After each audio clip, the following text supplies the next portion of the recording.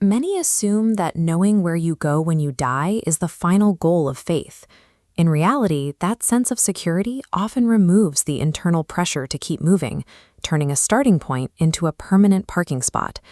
Level 1, the believer, is defined by ownership without engagement. You have the text, but it stays closed until a crisis happens.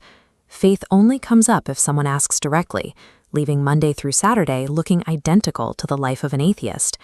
At level 2, the attender, faith settles into a predictable routine. You know the order of service and the pastor's style so well you can finish his sentences. Here, the act of showing up quietly begins to feel like the act of obeying. This environment acts as a container for faith rather than a fuel source. The tank gets filled on Sunday morning and is usually completely empty by the time work starts on Monday. Despite how active many church communities seem, most people eventually hit a wall. In fact, a staggering 99.6% of Christians settle into this bulging middle section, level 3, the consumer. This is the most effective trap because it looks like maturity. You follow the right accounts, listen to the podcasts, and volunteer on the sound team. But the loop of consuming content begins to replace the hard work of actually changing. A massive gap opens up between what you know and how you actually live. You might know more Bible verses than ever before, but they don't seem to affect your temper or the way you handle money when you're alone. Because everyone else in the room is living with that same gap, no one feels the need to challenge it. The stagnation becomes the social standard for the entire group. Breaking out of this comfort requires a daily, unremarkable cost that most people eventually decide isn't worth paying. Level 4, the disciplined, is where obedience moves from your head to your calendar. It starts costing you sleep for prayer and forces you to say no to habits and friendships that used to be automatic. However, even an impressive routine can become its own trap. It's possible to spend years on your own spiritual growth while remaining entirely focused on yourself. Level 5, the servant, requires an internal rotation.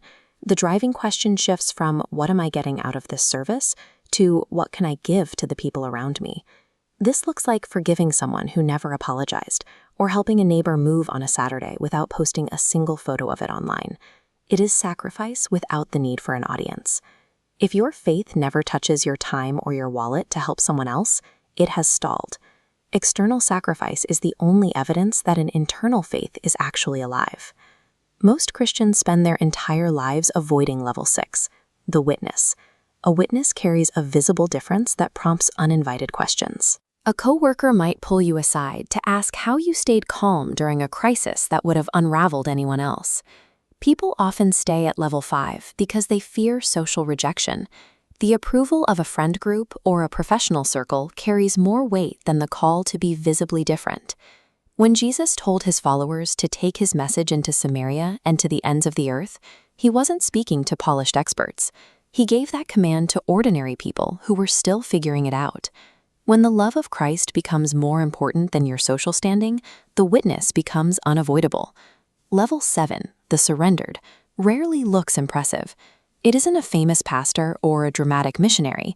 It's the person who carries an unshakable peace through a season of loss that would destroy most people.